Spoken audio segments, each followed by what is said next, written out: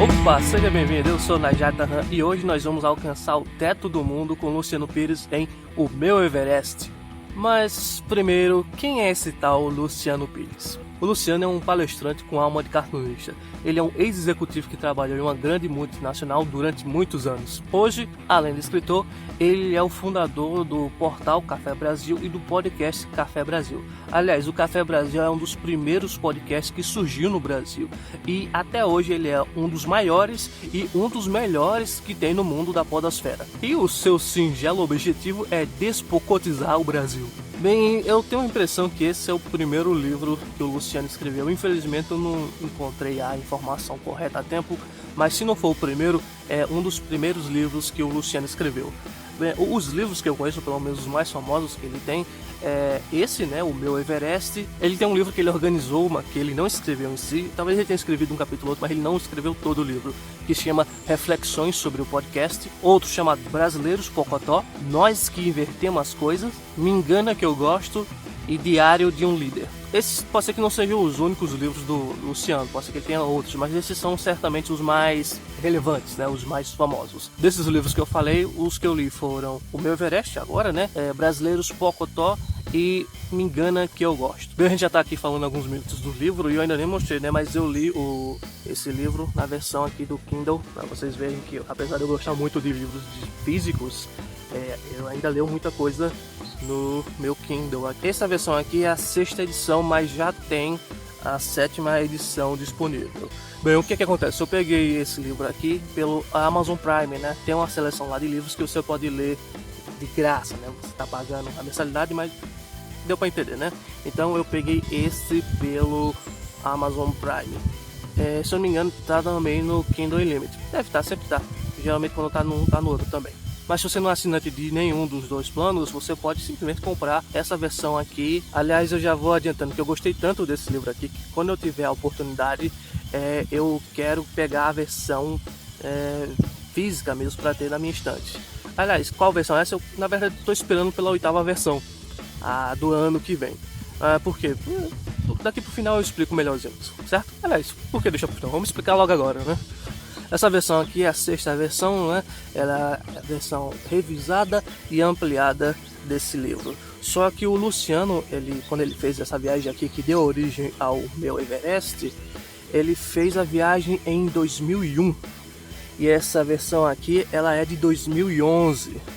Ou seja, já fazem 19 anos desde a viagem que o Luciano fez ao Everest. Eu imagino que ano que vem, em 2021, ele deva lançar a 8ª versão comemorando os 20 anos desde que ele foi ao Everest, né, lá no Nepal. Enfim, então, quando ele lançar essa versão, eu certamente vou pegar a edição física para colocar na minha estante, porque esse livro ele é muito bom mesmo. Mas se você não tem esse interesse de ter a versão física, ou se você não quer esperar tanto assim para ter essa versão, você pode, como eu disse, se você já é assinante de um dos planos da Amazon, você já pode ler agora de graça, ou então você pega realmente a versão digital, e quando sair a versão física, a 8ª versão, eu imagino que vai sair, então você pega também a edição comemorativa de 20 anos desse livrozinho maravilhoso. Maravilhoso não, mas emocionante. Agora imagine só, um burocrata que trabalha numa grande empresa, né, que tem uma vida sedentária, que usa paletó o dia todo, que sai da sua casa para o trabalho, do trabalho para sua casa, e essa é a sua rotina. Alguém bem sedentário, e ele de repente ele é pego pelo bichinho, pela febre de subir o Everest. No livro, o Luciano ele conta que ele assistiu um filme, né, chamado Everest também, e que ele foi pego por essa febre, né, e que ele dali ele decidiu, não, ele tinha que ir ao Everest também, mesmo sem ter as condições físicas necessárias para isso, ou pelo menos era o que ele imaginava. No livro também ele conta que desde criança ele sempre foi fascinado por aventuras, por exploradores, e esses grandes contos, tipo Indiana Jones, né, e essas coisas. E afinal, qual criança não é? Ou pelo menos da minha época para trás, né? Que não era. Hoje em dia talvez já. Hoje em dia as crianças tenham outros sonhos, outras coisas a se admirar. Mas isso é normal, afinal toda época tem os seus próprios heróis e próprias pessoas a se admirar. Mas enfim, o Luciano, ele tinha recursos financeiros para bancar sua viagem. E naquela época já existia todo um mercado turístico envolto do Everest.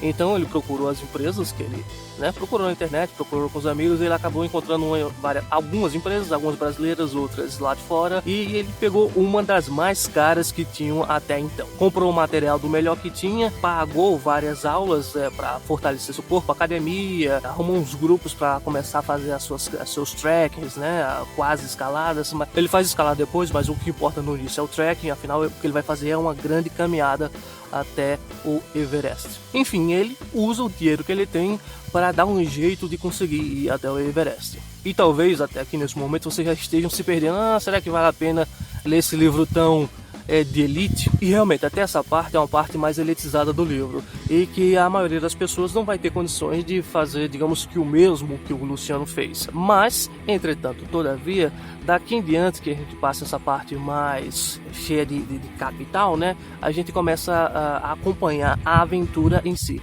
Isso tudo se passa nos o primeiro capítulo, na verdade. O primeiro capítulo, e depois a gente já começa na aventura em si, saindo do Brasil e indo até o Nepal.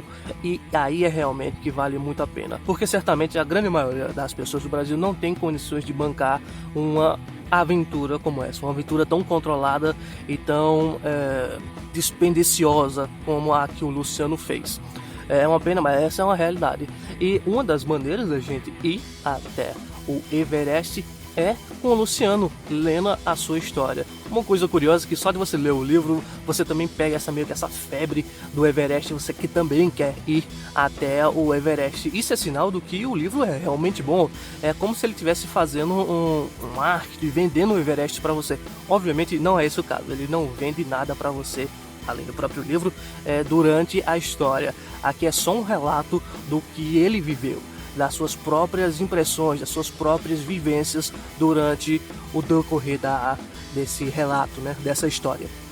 Esse livro acabou me marcando de duas maneiras que eu não esperava. Quando eu comecei a ler o livro, eu imaginava que eu ia ver apenas um relato histórico ou jornalístico dele subindo até o Nepal, e nada mais que isso. Então eu não tinha muitas expectativas a respeito do livro, apesar que eu já tinha lido algumas coisas do Luciano e eu sabia que ele ia escrever algo bom pra gente ler. Mas e o Nepal? O Nepal eu não conhecia absolutamente nada.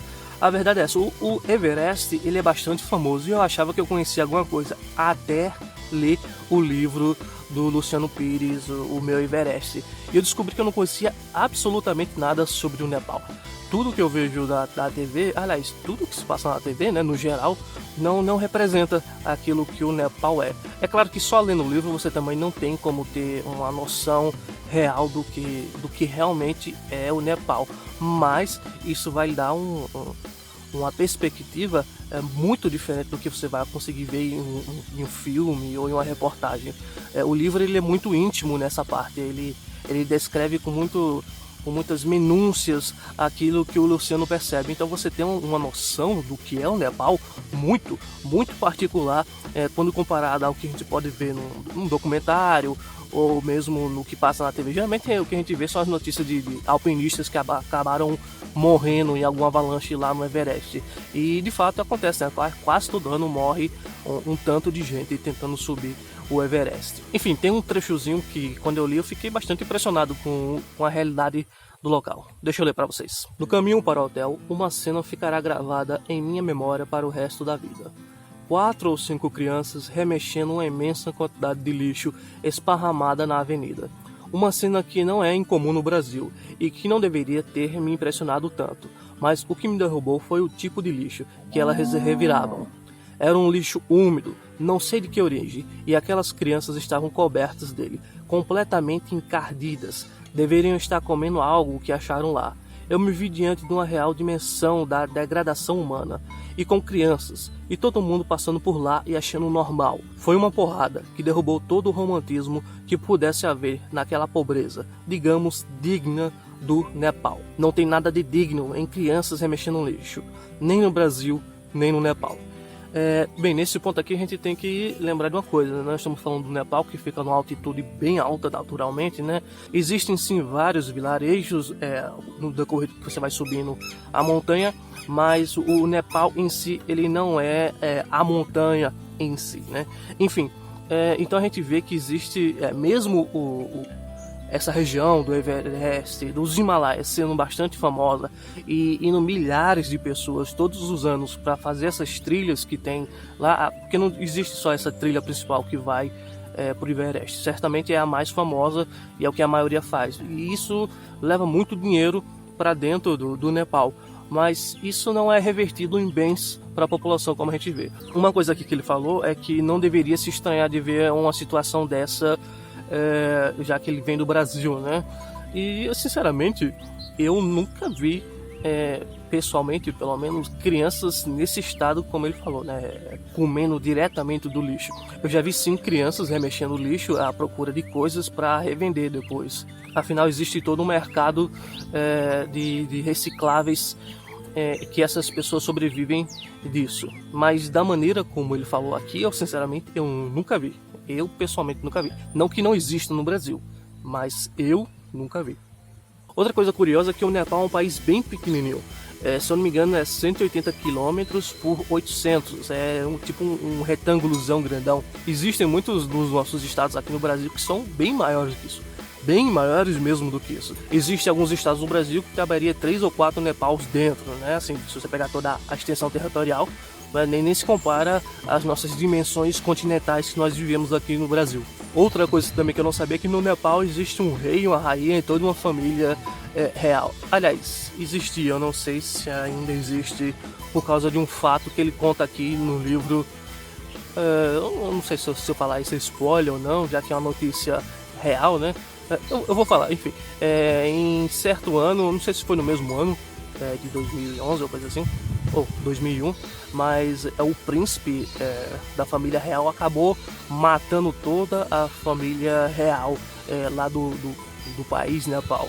O porquê eu não vou explicar aqui, tem escrito aqui no livro com mais detalhes, e se você também quiser saber, você pode pesquisar aí no Google e você vai ter toda a história mais bem detalhada. Então o Nepal é um país assim pequenininho, mas ele tem várias paisagens diferentes. Então ele vai ter florestas tropicais, ele vai ter áreas de montanha nevada, vai ter áreas quase desertas também. E num país tão pequenininho assim a gente acaba vendo uma diversidade muito grande de ambientes diferentes. O primeiro trecho da caminhada levou 2 horas e meia e já deu para sentir o gostinho do Himalaia. As pequenas vilas, os carregadores, os iaques, a paisagem deslumbrante e merda, muita merda.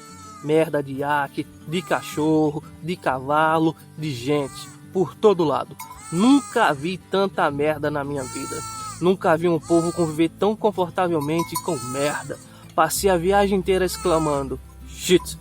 No auge do desespero, cheguei a pensar que o Everest fosse um monte de merda. Agora imagine só, qual foi o relato que você já viu falar que fala dessa parte do Everest? Que o Everest tem merda pra tudo quanto é lado.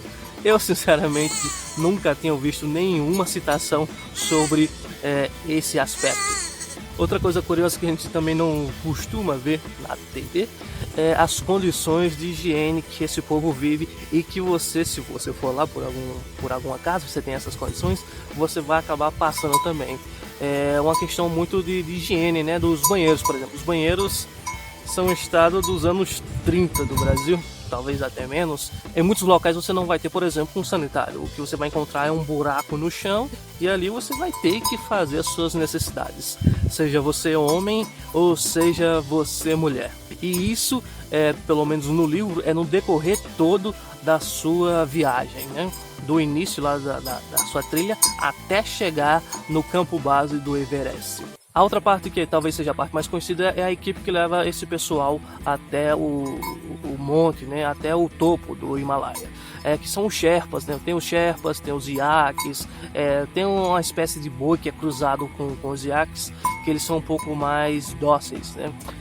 Outra coisa curiosa também que a gente não costuma saber é que esses iaques, eles são meio que selvagens ainda. Eles são Essa versão é o iaque já doméstico, mas eles ainda assim são meio que, né, instáveis, né, meio que incontroláveis.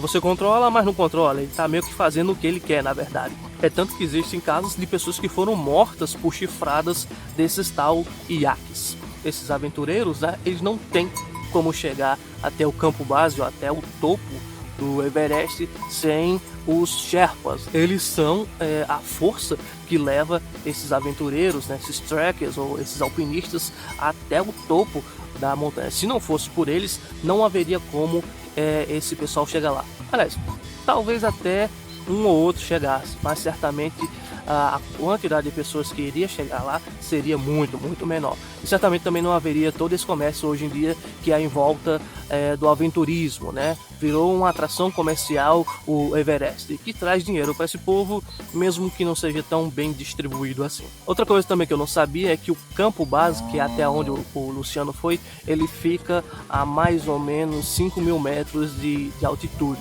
Só que o topo do Himalaia fica a quase 8.000 metros.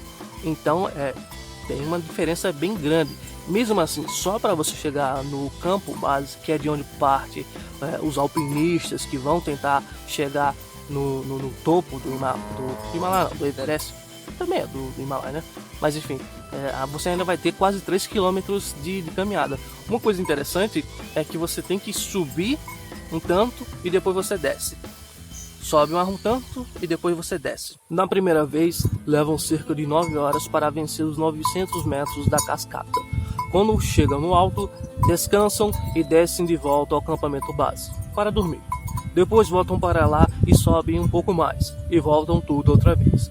E esse sobe e desce faz parte do processo de aclimatização. A cada nova subida, as coisas ficam mais fáceis, pois o corpo está adaptado e as dificuldades são vencidas mais rapidamente. É tudo pensado, estudado e praticado. Para um alpinista, descer faz parte da subida do Everest.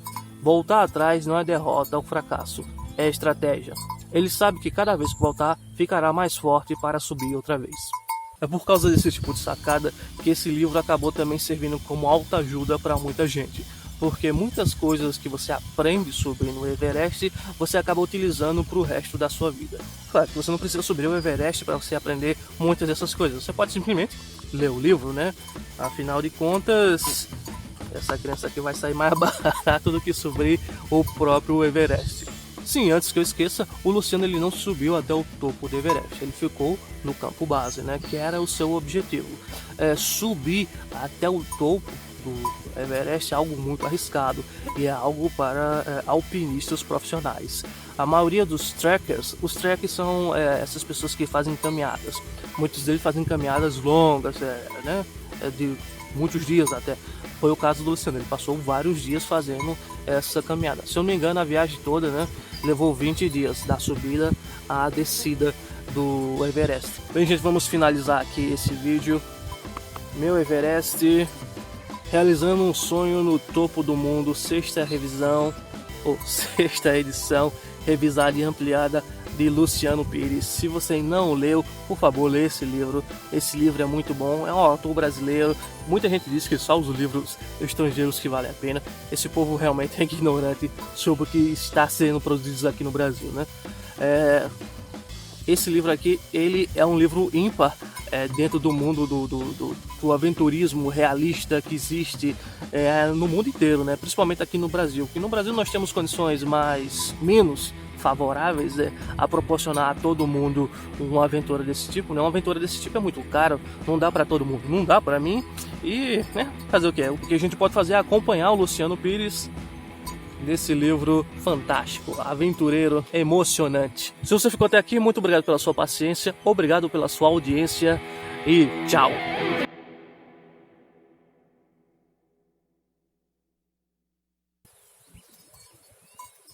Diga. Que? Vem cá. Vem cá, seu cabra. O nosso convidado aqui. Tem gente que tem gato, tem gente que tem cachorro e eu tenho um cabritinho aqui.